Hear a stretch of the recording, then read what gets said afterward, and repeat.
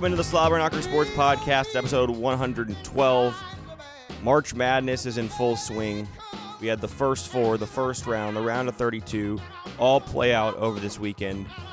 We'll do a little bit of recapping. We're on a Wednesday, so we're not going to spend too much time going over the first and second round games, but we'll talk a little bit about the best games, the most shocking results. There weren't a ton of upsets, but there were some phenomenal games. I thought it was one of the best first and second rounds we've ever had.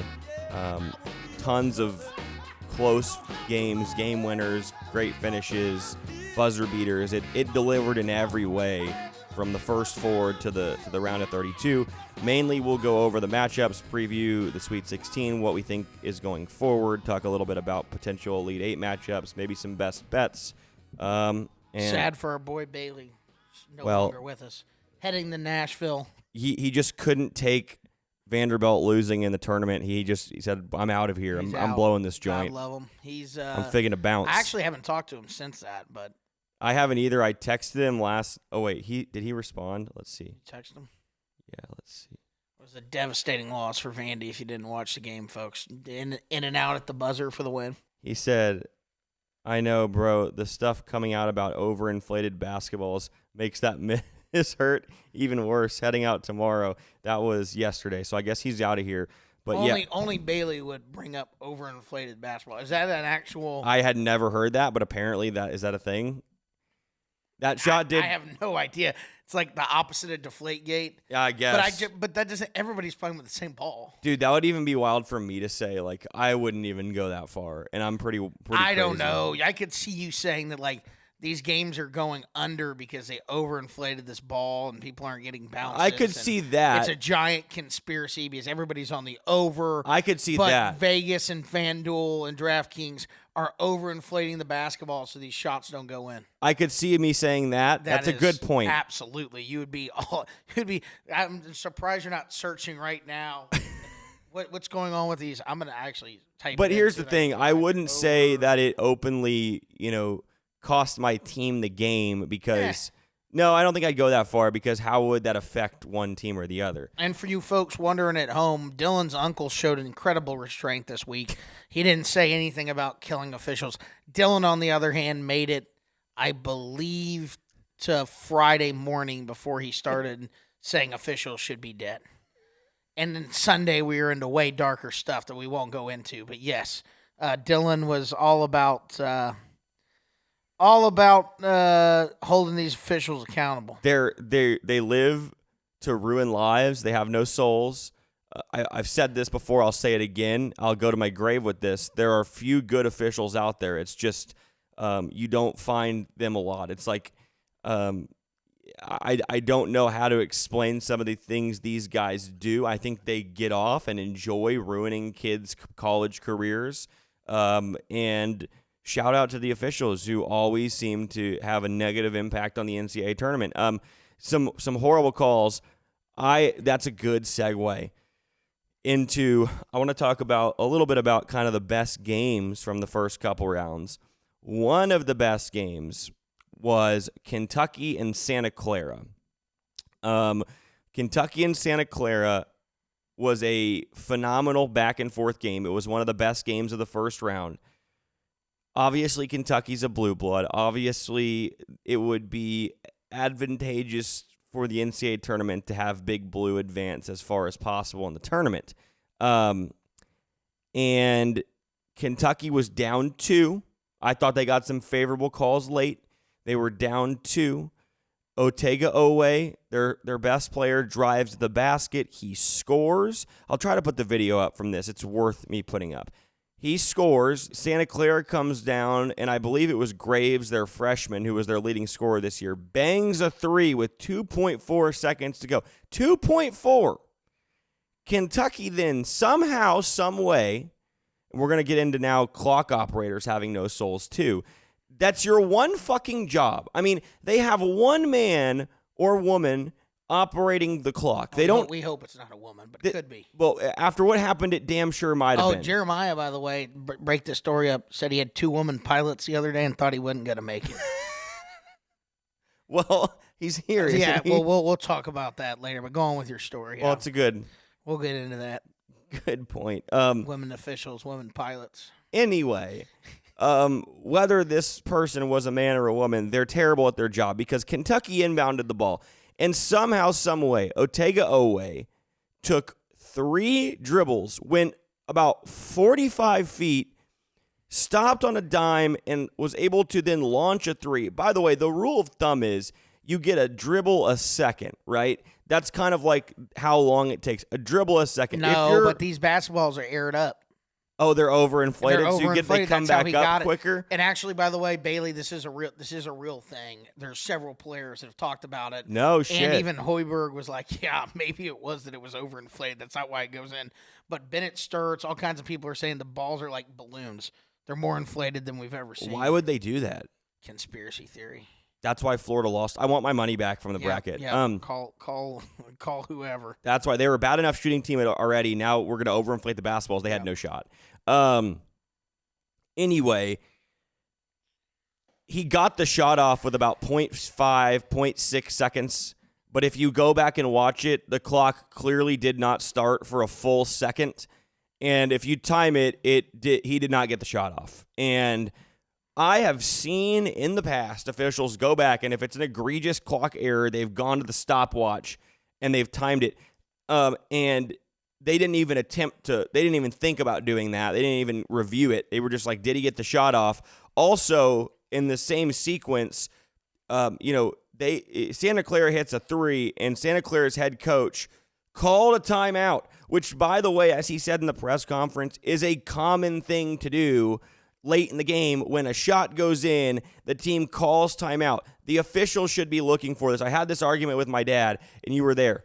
It just not a thing in a coach's mind to ever be like, hey, if we score here, I'm going to call timeout, unless it's just a coming off of a dead ball, right? But that was off of they were down, they were up 2, Kentucky scored, they came down, they scored. There was no time. He can't be like, if it comes down to the last second, I'm going to call timeout. That would never enter his orbit. No, it was just too, I think it was just too loud. Like I said, I think if you asked the coach and he could do it again, he would have ran to the guy where they're inbounding the ball to call timeout. He tried to chase the other guy that was running. The ball was getting past him.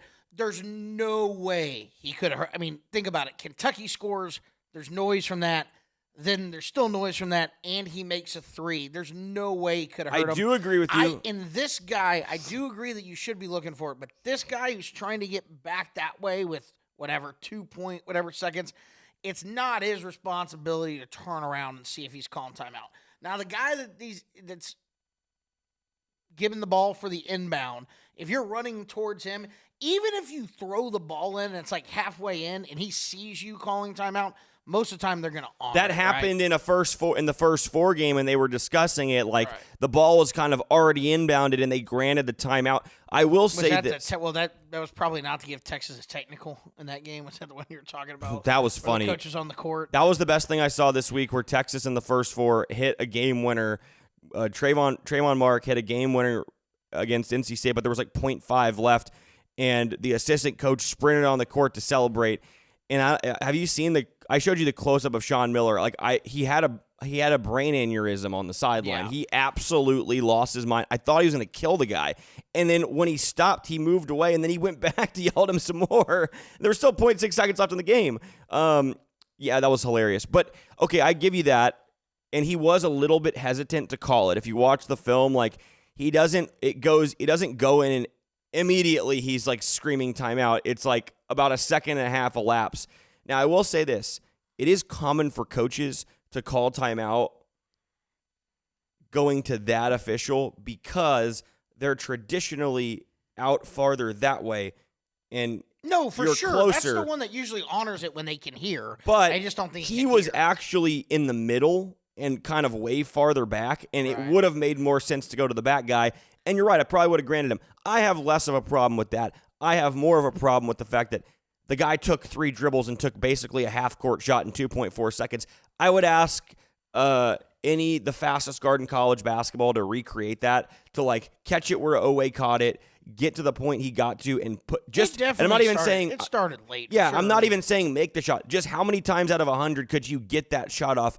I bet it'd be less than 5. Like I think it's it might even be 0. I don't know if it's even possible to go the length he did with the amount of dribbles he did and shoot it the way he did at the buzzer. I understand it's a whole thing of like, well, what if he's looking at the clock? And I agree with that, but it just felt like Santa Clara got screwed. They hit the game winner.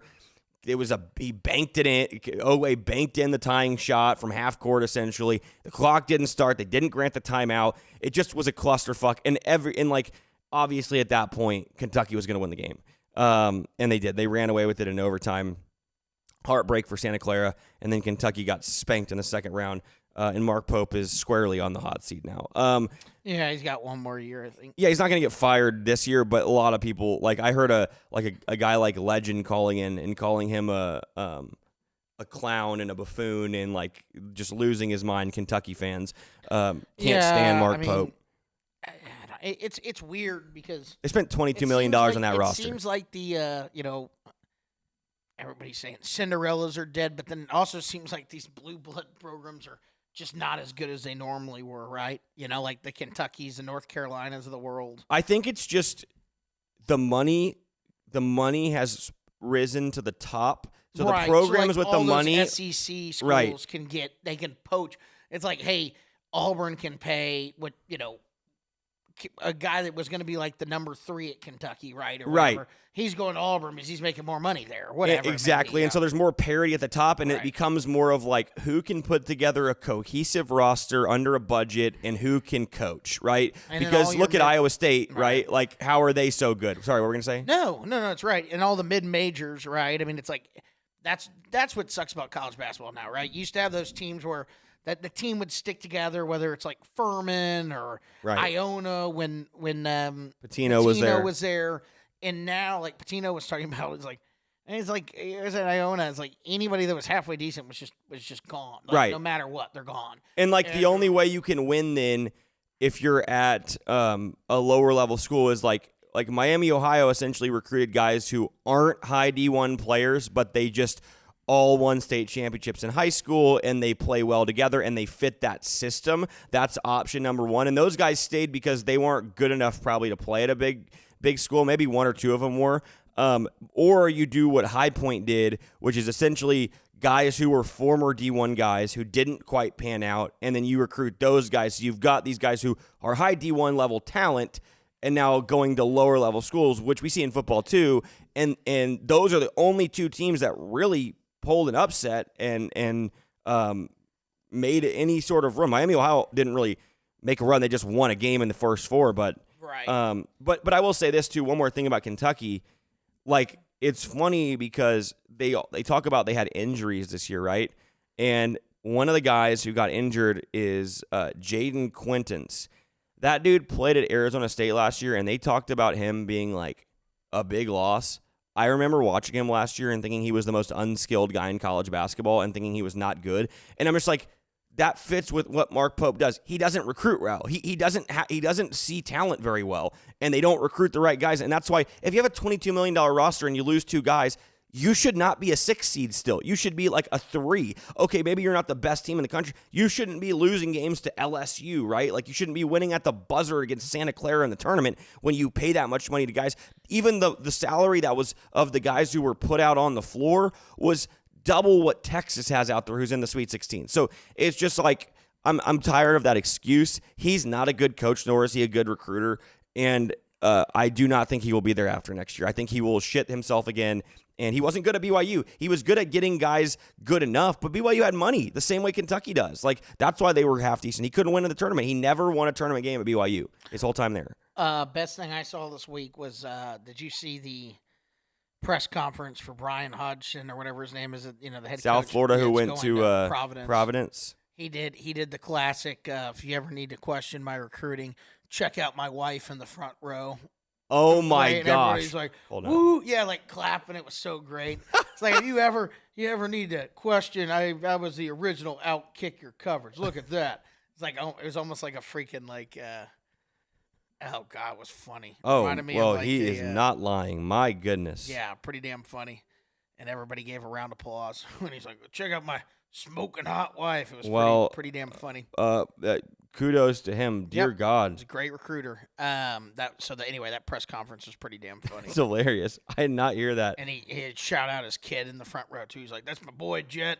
He got his looks from his mother, thank God." It was a pretty funny. He's a funny guy. I like him. Pretty funny little presser that he had going. No, I actually like him. I think he's going to do a good job at Providence. I'm surprised. That's actually surprising. That's where he went. I thought he did. I know it was only 1 year at South Florida, but I thought he did such a good job that people would. I guess what jobs are really open. Who do you think North Carolina's going to hire? Dude, I mean, you're scrolling through ESPN, of course. Billy Donovan's face is on there because it's like I always think. I just think if he was going to go back, he would have gone back already. Like, he could have gone back to Florida a couple years ago. Right. To me, it just doesn't make it, especially with where we are in NIL and having to deal with all that bullshit and just kids leaving after 1 year. It just seems like, why would you do that? No, it makes no sense. Him in Chicago. He's making a ton of money. They just extended him, which actually made no sense because he's never won there, but they just extended him. I saw Dusty May and Nate Oates' names.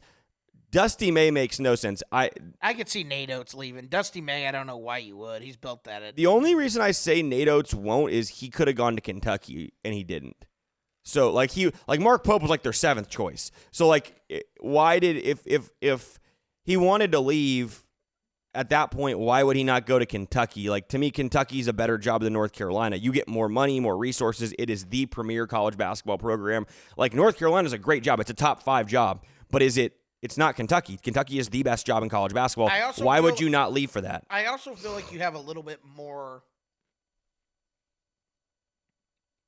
not a ton, but I also think you get like an extra year at North Carolina. Like, they haven't been great lately. Kentucky fans are just nuts.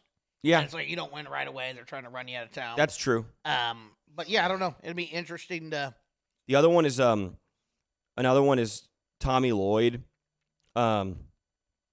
Tommy Lloyd, again, this is the thing, like, maybe 10 years ago, these make sense. Right. But, like, in this day and age, Tommy Lloyd's had so much success at Arizona, they may win a national, like, some of these guys are going to, like, Dusty May and Nate Oates can't win a national title this year, but he's been to Final Fours. Dusty May and Tommy Lloyd, they can absolutely win championships at where they're at now, and they probably get close to what the budget North Carolina gets at those places. Arizona basketball is huge. Michigan basketball is huge. Like, I don't know. It just doesn't make sense to me that they would go. I keep seeing Todd Golden's name. Why would he leave Florida? I don't get that. I keep seeing his name out there. I saw his name for a couple of different things. Yeah, I don't know if he has any connections to the school or anything. Every single time I see a guy or see a job opening, I hear this guy's name, which is TJ Otzelberger. Yeah. And he's phenomenal, and I would hire him in a heartbeat, but it just doesn't seem like he wants to leave Iowa State. He could have left to Texas. He could have left to, Man, Iowa State's the perfect job. As far as pressure, like, look, they expect to be good. They certainly don't expect to win the national championship. So it's like, you keep building teams like that at Iowa State, and you make Sweet 16s, you'll be there for the rest of your life. Right. North Carolina, if you don't win, and frankly, that's the thing. It's so hard to win a college basketball championship. So many things have to go right. Right. A tournament. It's not one game. You're not in a 2-game playoff. You have to win a whole tournament, win several games. So yeah, and I guess it's just what are your priorities there? Like, do I want to, if I'm comfortable where I am and I know I can compete for conference titles and like maybe 1 or 2 years I have a shot to win a national title, or do I want, but I'm comfortable and I will never get fired, and I could be here forever and I love this place, or do I want to risk the increase in pressure to have to perform immediately, but I have the resources like a Lane Kiffin is getting at LSU in football to then win a national title. It's like his job. It's the perfect job at Ole Miss if you want to just never be under fire. But like, can I win a national title? I don't know. Right? Like, it's just. You're talking about Chris Beard? What? You said Ole Miss. Oh, you're talking about Lane Kiffin. Lane Kiffin, just the same idea. Chris Beard, Chris Beard's a great one. Great point. It's a funny one though, because the problem with that is I think you can't argue with Chris Beard's track record. even Ole Miss played very well in the conference tournament. Whatever they were still playing hard. I still think trying to he's a get top 5 coach in college in. basketball. I do too. My whole problem with it is, if you're North Carolina, it's like, okay, we're gonna hire a guy. Like, I think obviously all the domestic violence stuff was blown way out of proportion. It was. I don't think there was much there to it all. However, you have to justify hiring someone like that, and then coming off this season, I think it's just a hard justification. Yeah. I don't think that's what I think when you go to the Board of Regents and they're like, it'd be one thing if he took Ole Miss to the Elite Eight again this year, and you're like, oh, he does it time and time again. But the fact that they were this, and I'm not taking anything away from him because I do think he's a top 10 coach in college basketball. So that would be an interesting one to me to see if they did it. Yeah, I don't know who else. Well, and that's why these idiots hire bad coaches. Is like, if I'm somebody who is logical about this, I'm like, this guy is one of the best coaches in college basketball. Not only proven by his track record, but by his peers. Rick Pitino has said this time and time again. Chris Beard is like the premier coach in college basketball. He said that like 2 years ago. Other coaches revere him as a great coach. If I'm North Carolina's like people, I'm like, what do I give a shit that he had a bad year at Ole Miss with no resources, right? Like, what do I care? I'm going to hire the best guy for the job. He's one of the best options. I'm going to seriously consider him. Unfortunately, they just don't operate like that, like you said. Who do you think the favorite is? To get the job? This is shocking. Is it? It's just shocking to me. Shocking one. It's not shocking in the terms of like, how the fuck would they hire this guy? It's shocking is it Golden? That Golden would leave? Yeah. I mean, listen, North Carolina is a premier job. It is. I mean, and I don't know if he has any connection. Florida's won 3 national titles in the last 20 years. North Carolina's won 1. Agree. Right? Like, yeah. No, I mean 2. that's what I'm saying. I don't know. I don't know what I guess it would all come down to, hey, you're gonna have this much more money to get guys for. I can't imagine it being that much more. I think by the way, the second favorite is Mark Byington. Oh, is it? Yeah, Mark Byington. What do they have? Golden's plus 300, Byington's plus 400. Who else? I'm gonna guess. T.J. Ottenberger's like Ozenberger or whatever the hell his name is right there. He's plus 500. Chris Beard is like 5th or 6th on the list. I don't see Beard, but this is just an article that's listing them, so I don't see the actual numbers. Nate Oates is plus 600, right. Dusty May's plus 700, Billy Donovan's plus 800. This was posted yesterday. I'm going to make my official call on it. I think Nate Oates goes. That actually, when we're going through these names, that actually makes the most sense. He's had good teams in Alabama. He hasn't had the resources that North Carolina would give him at Alabama. I'm sure he's gotten plenty. But this year especially, I know they made a run. They're in the Sweet 16. But it was kind of just a mediocre year from them, right? Middle of the pack in the SEC. I wouldn't say middle of the pack, but you know what I mean.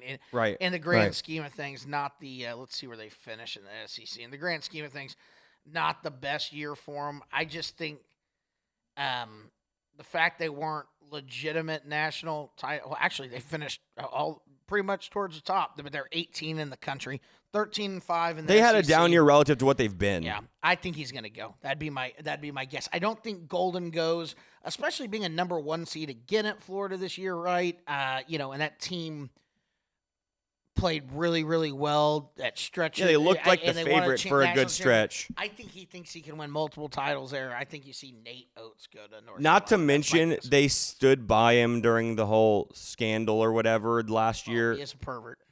Well, allegedly, but in all seriousness, I should say allegedly. Yep. Allegedly.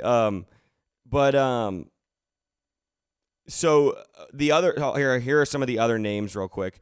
After Billy Donovan, Sean May, who I guess is a assistant at North Carolina because it says Sean May UNC. I would be shocked.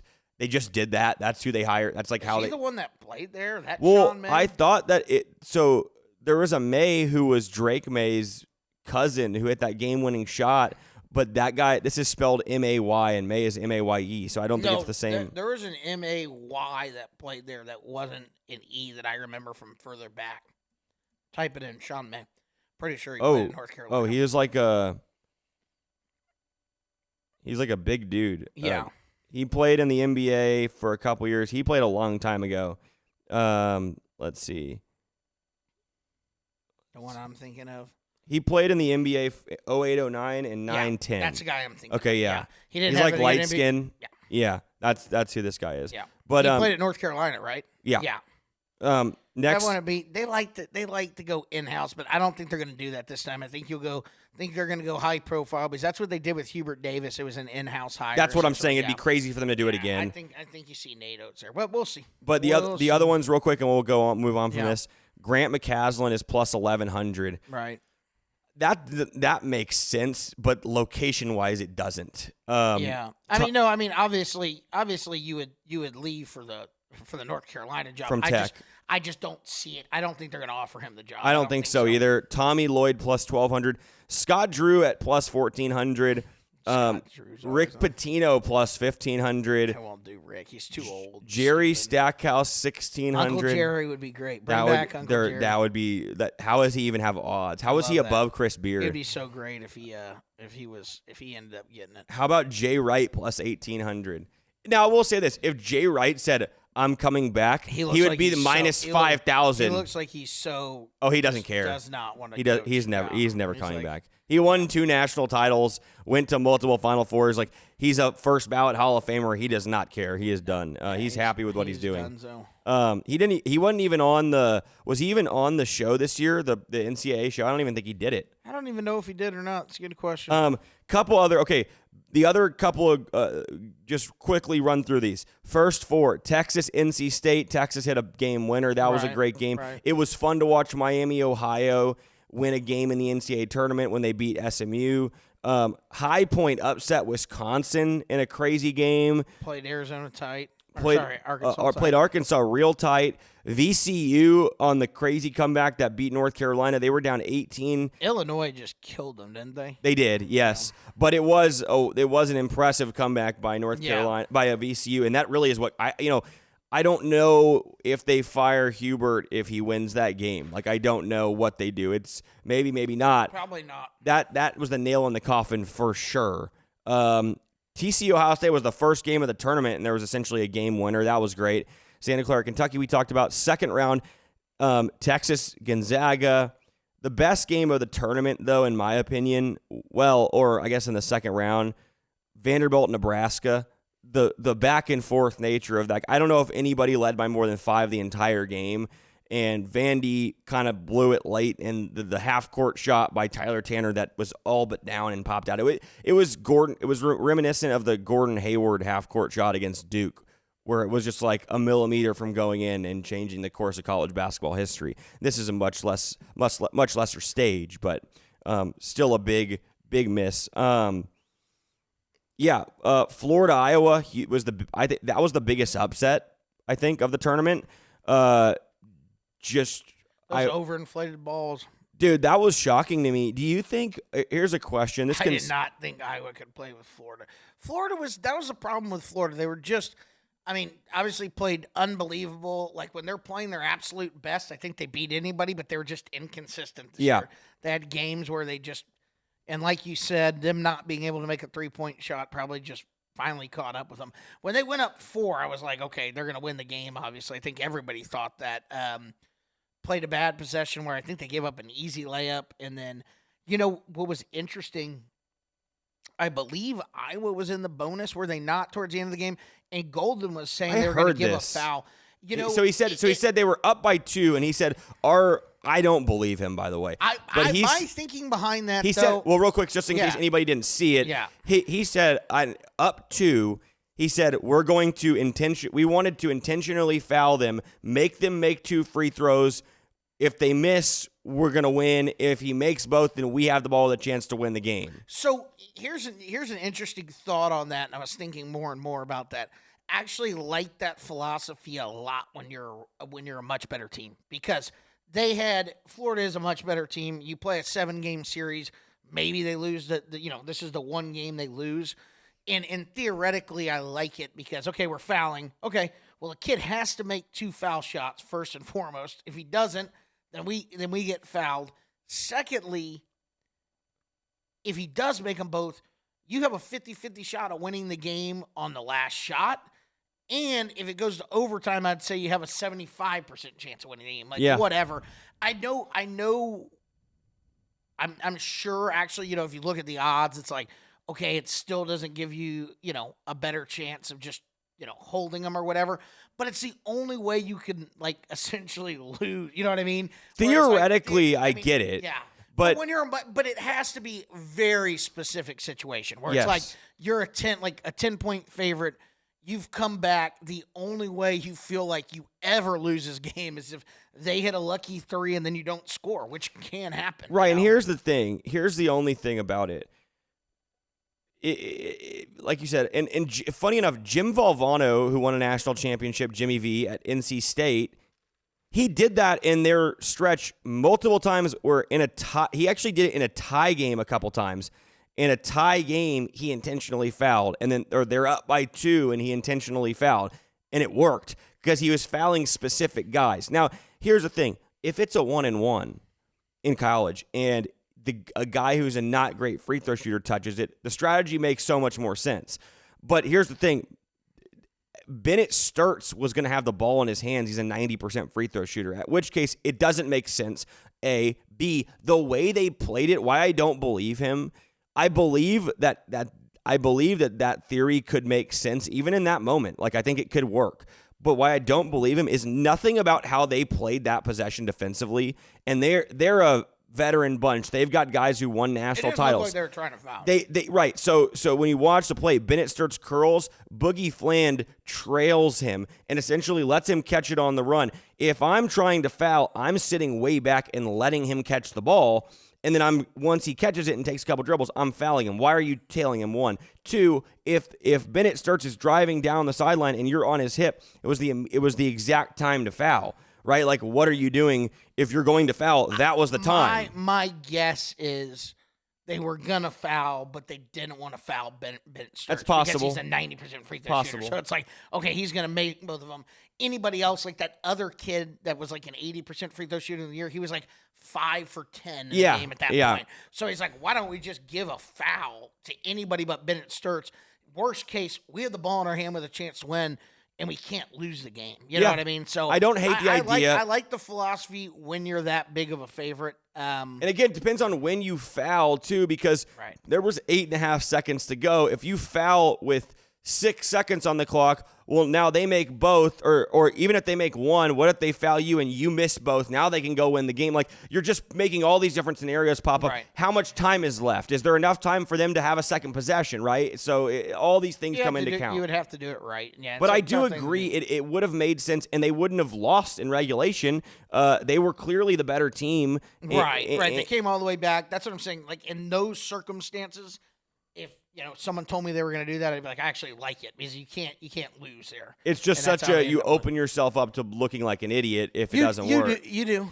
But yeah, I mean, it's like Barkley was laughing at the interview, like, "Oh, I can't believe you do it." And I thought about it too. I'm like, I don't hate the idea. I just don't think they did that. Right. I think it makes sense. The other thing I was going to say, let's see. Oh, so kind of leading into that, Iowa now takes on Nebraska.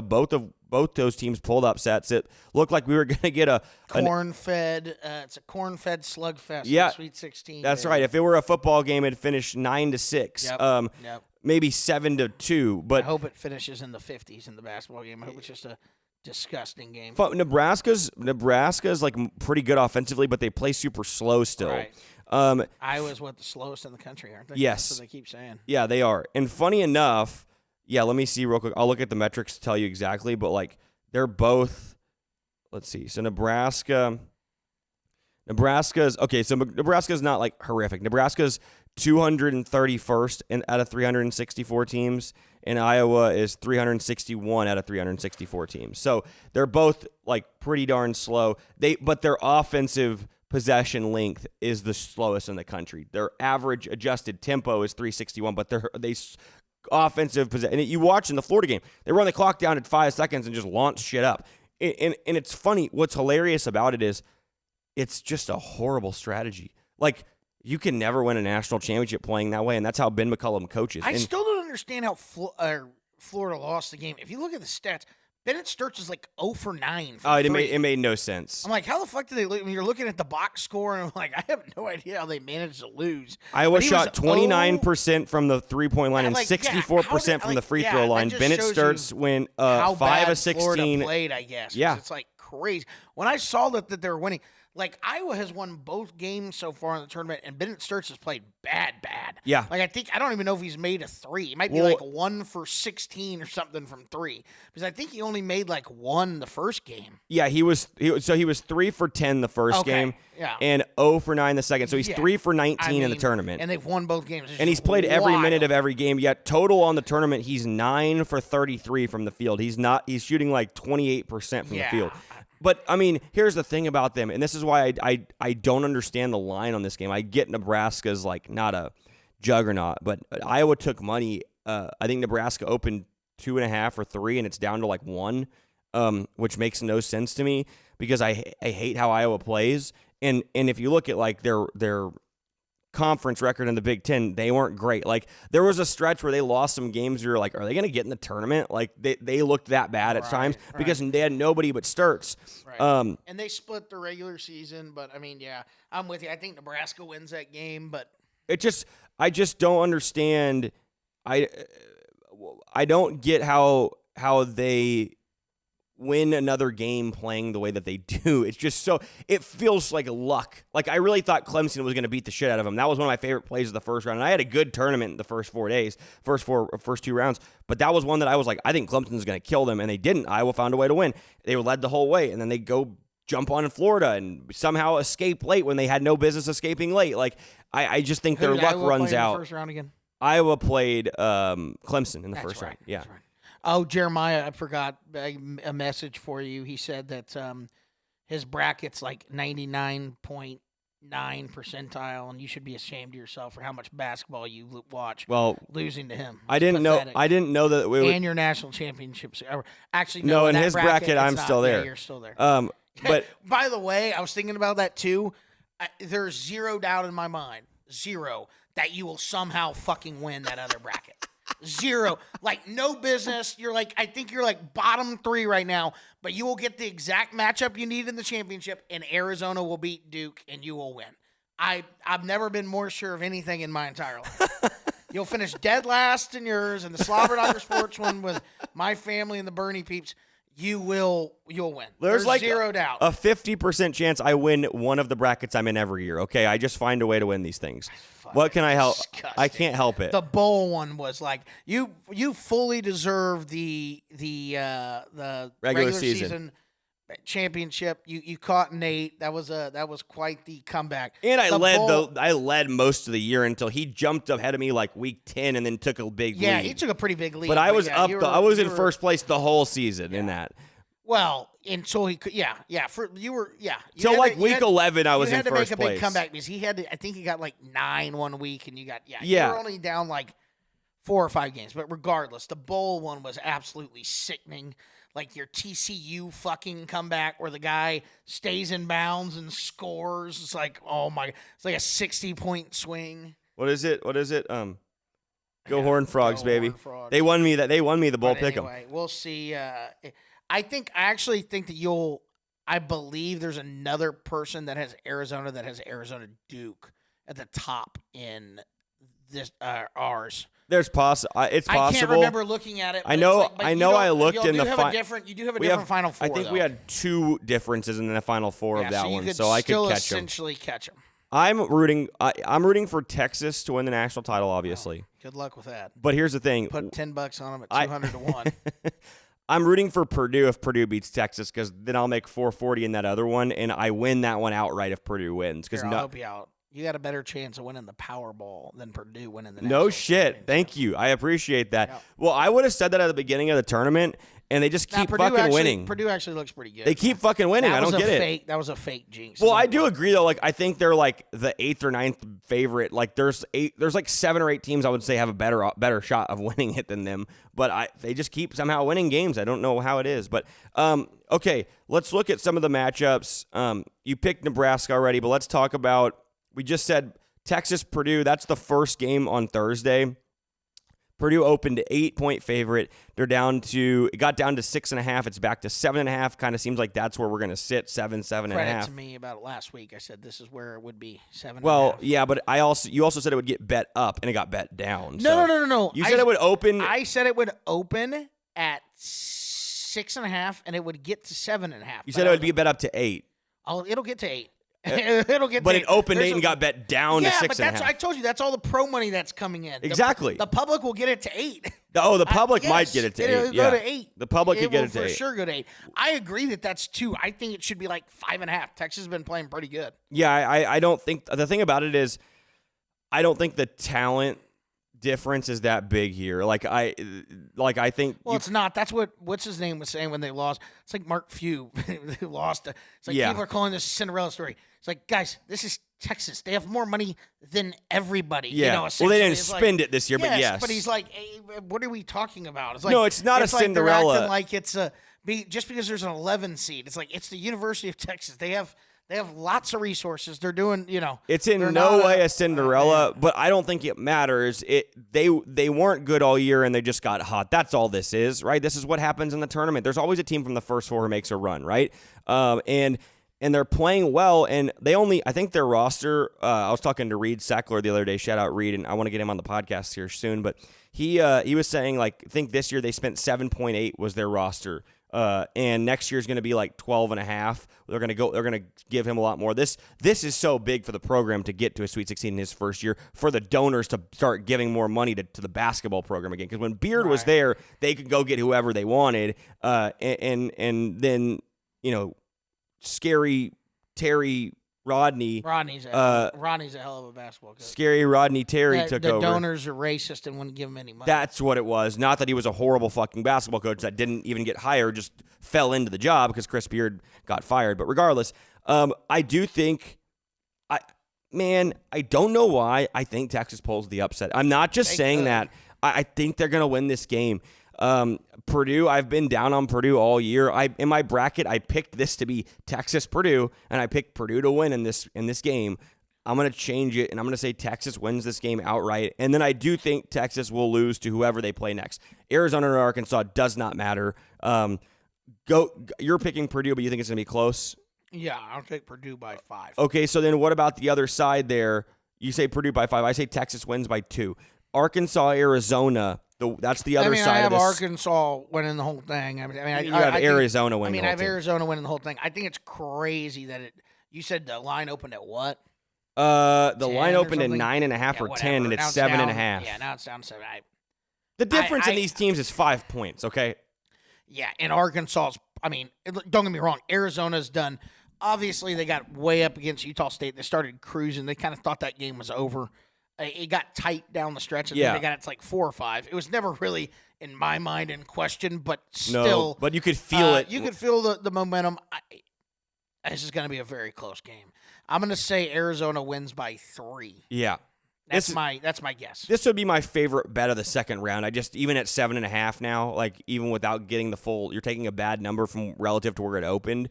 I get Arkansas plays up and down. I get this can get blown out of proportion. Arkansas could be tight with them the whole way and go cold the last few minutes and just give up. But this is a huge number for a team to lay against the team that won the SEC tournament, finished third in the SEC in the regular season, and I think this is an overreaction to their outcome against High Point, where the game ended where they won by a few and they didn't. Barely pulled it out down the stretch, right? You're right. Arizona. Here's the thing about this game.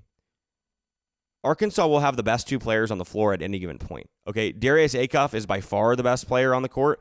Well, Malik Thomas, who is their other freshman, is the second best player on the court. He's a first round draft pick too. So Arizona has no first round draft picks, right? Jaden Bradley's their best player. I thought they say what's his name's going to get drafted. Oh, sorry, I'm sorry. Koa Pete. They have no first round guard draft picks. I guess that's how I look at it, because to me, Koa Pete in March, what's he done? And maybe he's done better than I thought. But I just remember in the last game, let's see, the reason Arizona's gotten really, Koa Pete, 14 points, 4 of 7 from the field, 10 rebounds, solid. But He's not the best player on. He's the third best player. He's not even the best player on his own team. I mean, Braden Burries has been their second best player to Jaden Bradley in the last 3 months. That's why they've gotten so good. I just think, like what did Kobe even do the first game? He had 15 points and 7 rebounds. I mean, he's good.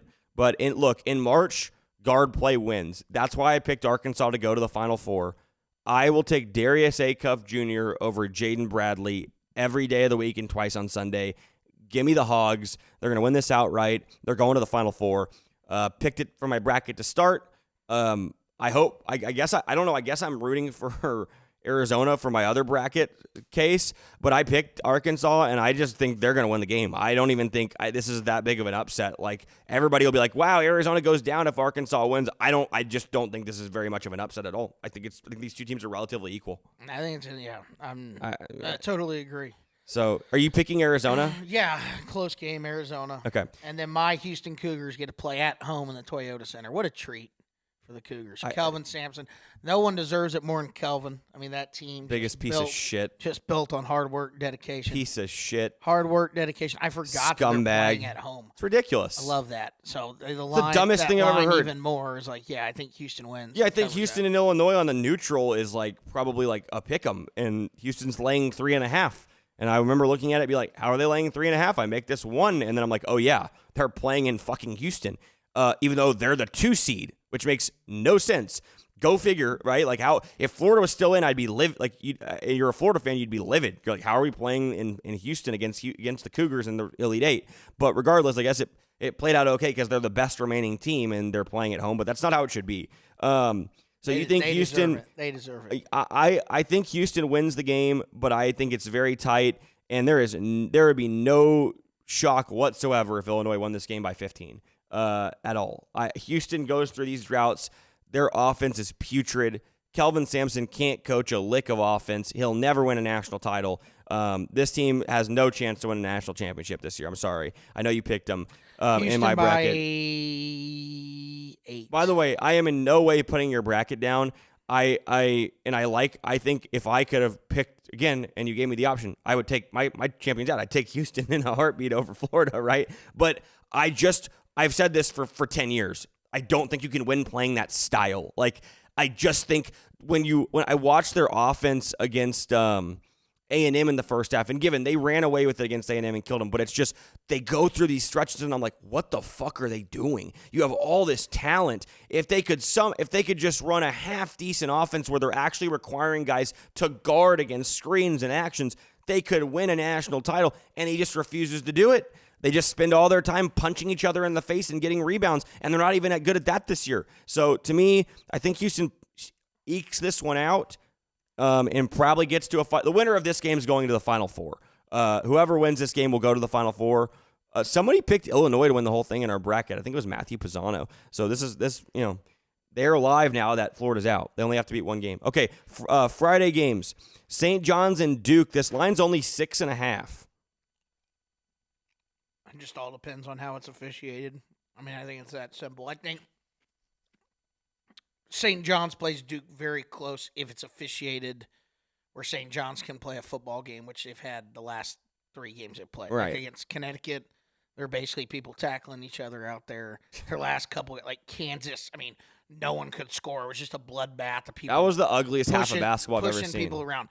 If they're allowed to play like that, I think they have a chance to win the game. If they're not allowed to play like that, I think Duke will beat them by like 15. Yeah. It's that simple. But like I said, if they are allowed to play their style where they're not calling fouls, they could rough up Duke and beat them. Sure.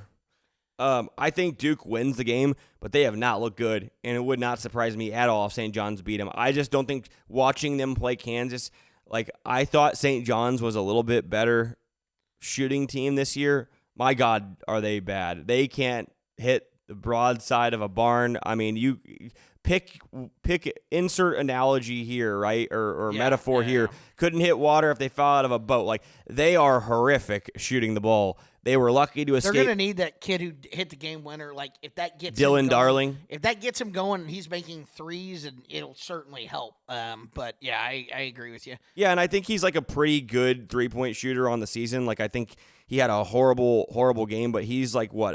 He's a 40% three-point shooter. Oh, I take it back. Never mind. He is not. He was a 40% three-point shooter last year. He shoots 27% from three this year. He's just having a terrible year. He's just not playing well because he jumped up from mid-major, I think. Where was he? He was at Idaho State last year. Wow. Yeah. Tigers. Idaho State. He was at Washington State for 2 years, never played, went to Idaho State, had a really good year. Now go to St. John's. Yeah, I just don't think I think Duke's too big and long for St. John's. But yeah, if they let him foul, which traditionally they don't let them Not do against Duke. Against Duke. And playing in It's DC. different. Playing in DC, obviously you're going to have a ton of Duke people there. You're going to have a shit ton of St. John's people there too. So it'll be pretty mixed. I will say Duke does not get the same whistle they got with Coach K. It's a lot different. Boozer, like in that game against in the game against Siena, I mean they were letting Siena play again. Like, Boozer was getting hacked down low, and he was complaining about not getting calls. Yep. So I mean, if they let St. John's do that, I think it might be tough sledding for Duke. Credit to the officials. I'll give one thing. Credit to the officials for like saying, "Fuck you, John Shire. You're not Coach K. We're not just going to give you calls like we used to give the guy." They really don't. I mean, it's changed a lot. You used to watch a Duke game and you're like, "What am I watching?" Like they get every single whistle. It doesn't happen anymore, which is great. Let's go to the other side of the East region. Right. This is going to be a fun game. Michigan State, UConn. I think Michigan State is the better team. I would flip-flop their seeds. I think Michigan State should have been a 2 seed, and I think UConn should have been a 3 seed. UConn struggled with Furman in the first round. UCLA, and that game was tight for 30 minutes, and UCLA just fell apart in the last 10 minutes. I think this is, again, an overreaction to what people saw in the round of 32. Like, oh my gosh, UConn played really good. They looked like they played to their potential again. And it's like, no, they just had a hot shooting night, right? Like UCLA put up like 35 on them in the first half. UCLA is not good offensively, and their big man, their best player, didn't even play in the game. Bilodeau didn't even play. So it's just not impressive to me. Meanwhile, Michigan State looked really good in the first 2 games. And if Michigan State's making threes, they can win a national championship. I mean, they really can. They're that good defensively. They're that good rebounding. They have the one of the best point guards in the country. If they are making 3-pointers, they can win this region. They can beat Duke, and they can win the national title. I don't think that will happen, but I do think they will beat Connecticut. Give me Michigan State. I think they win by 7. I got Michigan State. I'll take them by 5. I think it's a close game. I think I have Michigan State in my original bracket going to the Final Four. I think they're going to get there. They're going to get there.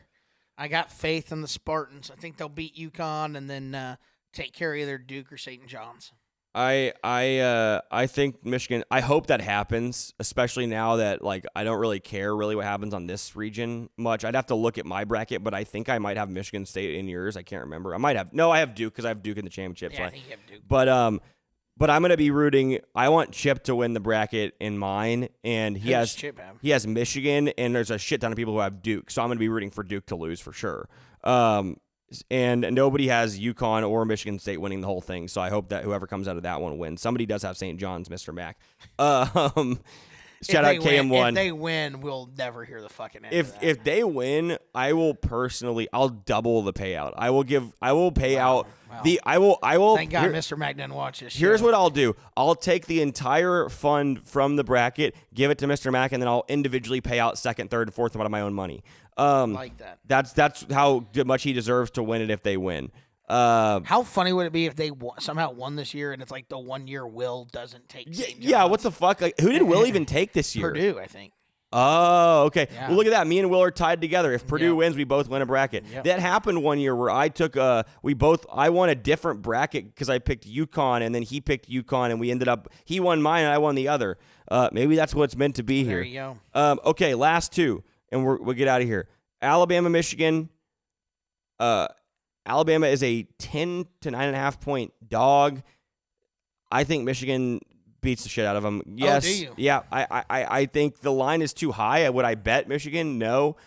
I just think Bama is inconsistent, and they shot it super well at that spot, and they're going to come out here and not shoot it well early, and they're going to get behind, and there's a lot of quit in that team. And I think they didn't feel the loss of Aiden Holloway, who is their second leading scorer. Stay off the weed. I did not didn't feel the loss of him against Hofstra or against an undermanned Texas Tech team who, by the way, they just jumped on him. But I don't know what they did, but I don't know what yeah. Tech was doing. I hated the game trying plan. To walk the ball right. They were walking the ball up the court, trying to play. Like, Alabama wants to get up and down, and they don't want to guard you. Why are you letting them sit down and, like, sit in the half court? It makes no sense. They were able to just get a stop and leak out.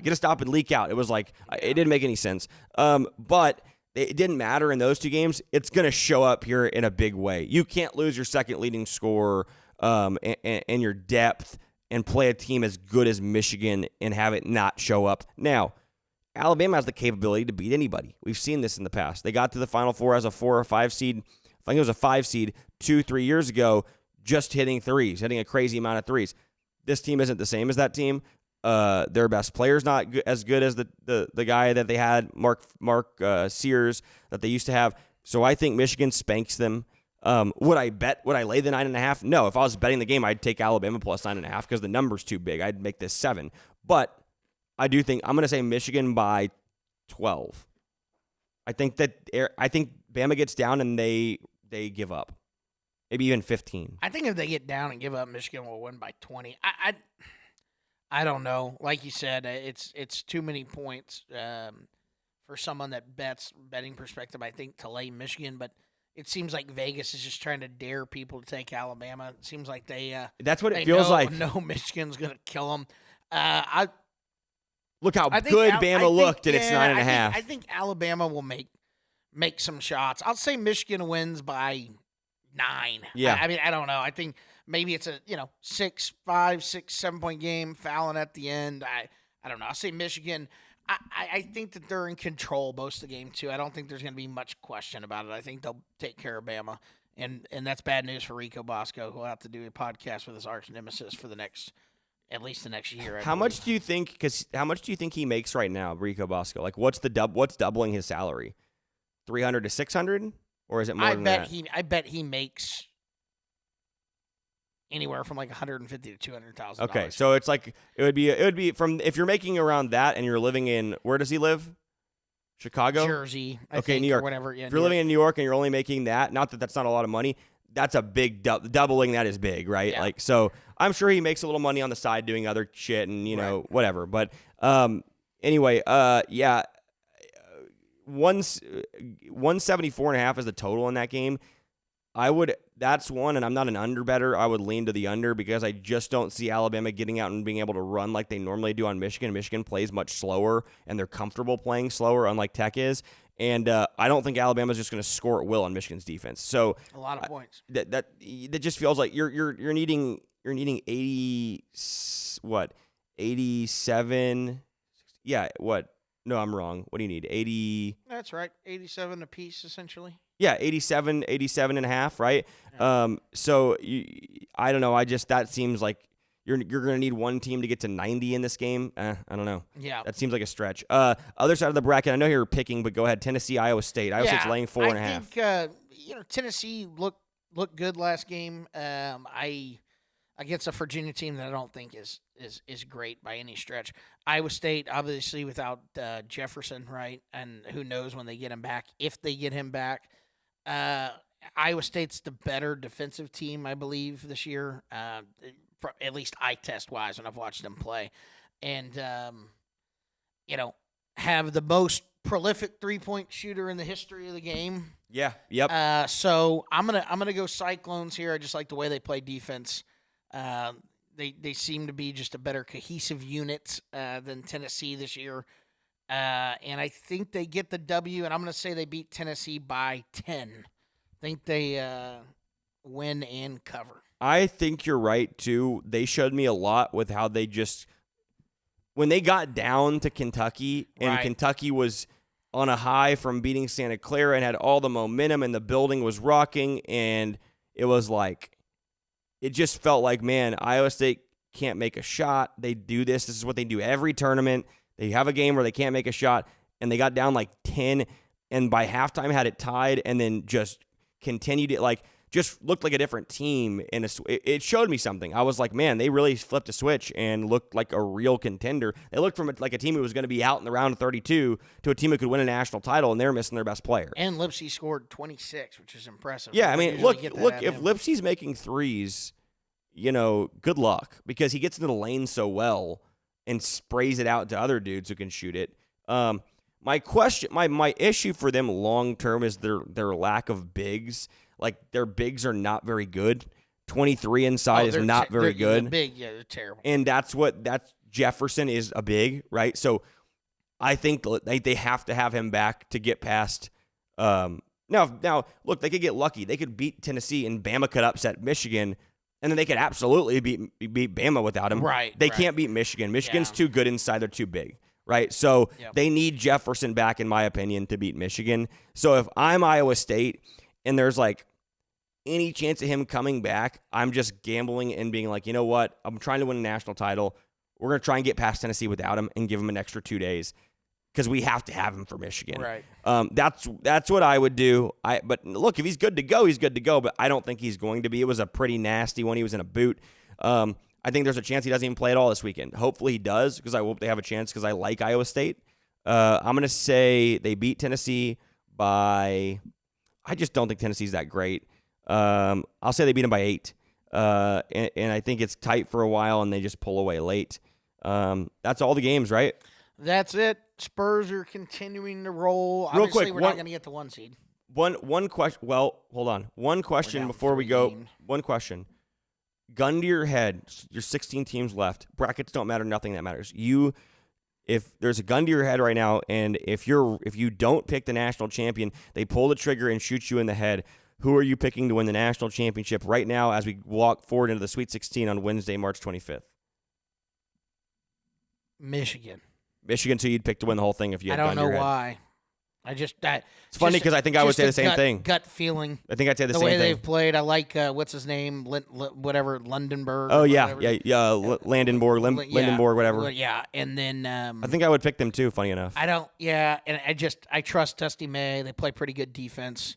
It would probably be Iowa State if Jefferson was playing. But I mean, who knows? Maybe Duke starts playing better. They just haven't been playing well. But, I mean, gun to my head, I think they take care of Alabama. They're going to get to play Iowa State without Jefferson, right? So then you get them to the Final Four. I just think it's the easier road, too, right? Yeah. And I think they get there.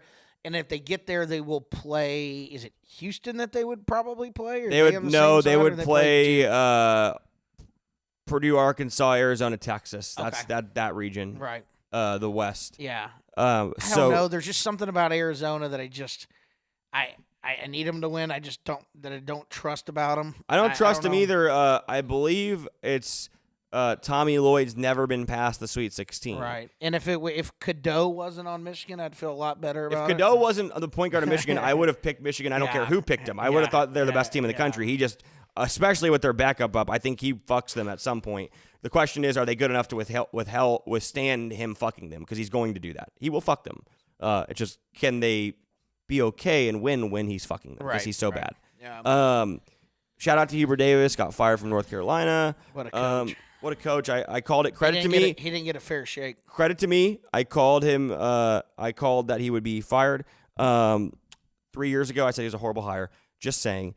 Once again. Is he only there 3 years? 4 years ago, maybe. I can't remember now. I mean, it had to be 4 years ago. Had one crazy run to a national championship where they actually had a big lead in that game. Dude, they should have beat Kansas that game. Weren't they up like 12 at one point? Yeah, dude, they choked that game away, and they probably look back at that and think about that too. Yeah.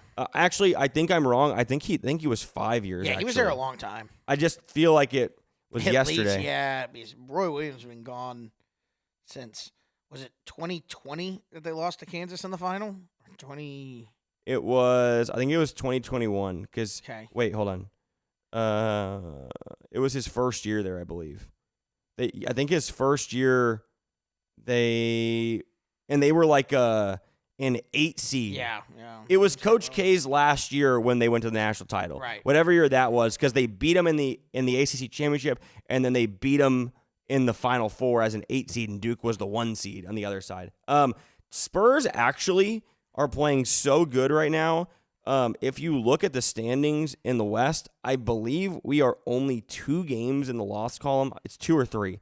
We're three full games behind. 3 full games behind them with like 9 to play. Yeah, we're probably not going to catch them. But we're locked into the 2 spot no matter what. Yeah, but I was looking at it. We need it to hold the way it is now. Oh, we get the Rockets right now. Yeah, we'd play. Oh no, I'm sorry. No, we wouldn't. We'd play. I forgot. I was thinking we were the 3. We would play Phoenix or the Clippers. Whoever wins that play-in game.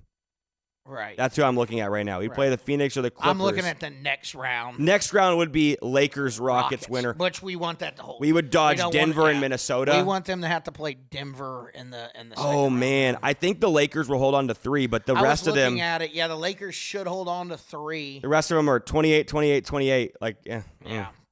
It'll be interesting. Oh, that's actually going to be fun to watch down the stretch here. Then I guess some of these games do matter. Yep. Anyway, all right. Well, we'll get out of here. Hope you guys enjoyed the show. We'll be back next week to preview the Final Four, recap the Elite 8, Sweet 16, all that good stuff.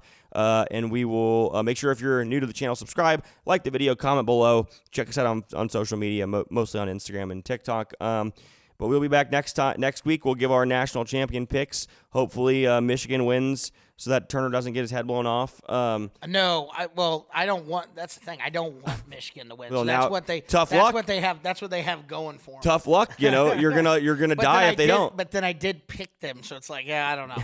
I don't know what. You want Arizona to win? I want Houston to win. I'm sorry, you want Houston to win? Yes. Okay. Let me help you. Kelvin You Sampson. got a better chance of winning the Powerball than Houston winning the national title this year. There's no shot. Kelvin Sampson and the boys. 0. Shout out Kingston Flemings. I love Kingston. Best in the business. I love Kingston, and I like Sinak, their other freshman. The rest of that program can go fuck themselves. Please. Pieces of shit. And when his son takes over, it's going to implode even worse. Sampson, what a coach. Hope you guys enjoy the show. We'll catch you guys next week. What a fucking coach.